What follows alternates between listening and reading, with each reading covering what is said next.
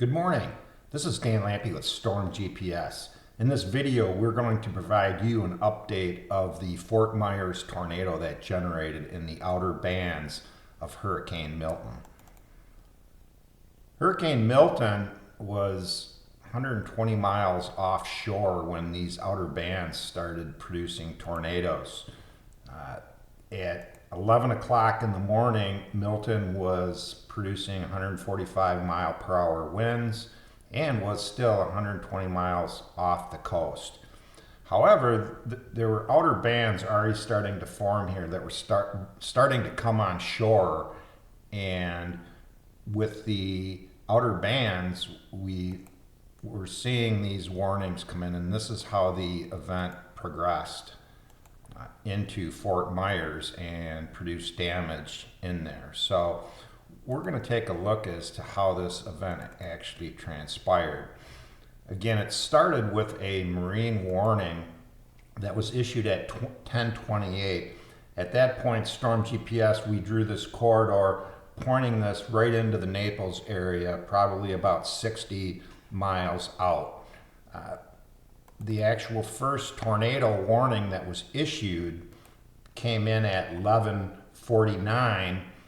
So that's an hour and 20 minutes after the marine warning came out. And at that point, we look in a little bit closer here and see that as this was approaching here into the Fort Myers area, we had damage that was produced here.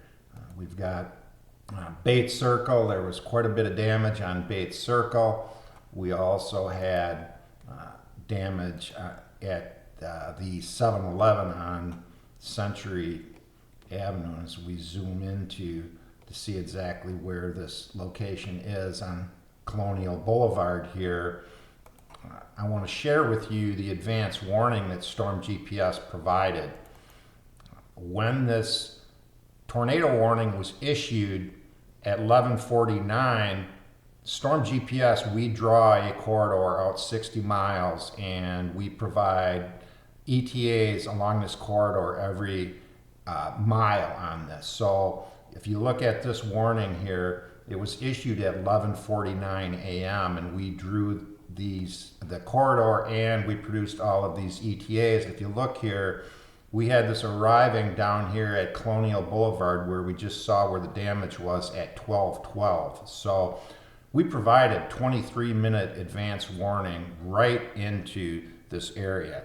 And as the storm progressed, we also had additional warnings that were issued, and this moved on into North Fort Myers, where we also had damage, severe damage actually, to a mobile home park up here in North Fort Myers. And what I want to point out again is Storm GPS performed very well here. We had this 12:14 warning that was issued up here, and again we draw our corridor out, and if you see here on our ETAs, we have this arriving at Western Acres Road at 12:35. So, you know, we're within a mile down here of the actual where the damage was, and like I say, we had 21-minute advance warning on that. So all these damaged areas, Storm GPS performed very well providing the advance warning. So just to look at this in aggregate, in summary, we've got a marine warning that started all the way at 10:28, pointing right into the Naples area, and we drew our corridors and provided our ETAs and provided well in advance warning of this damage coming into the area.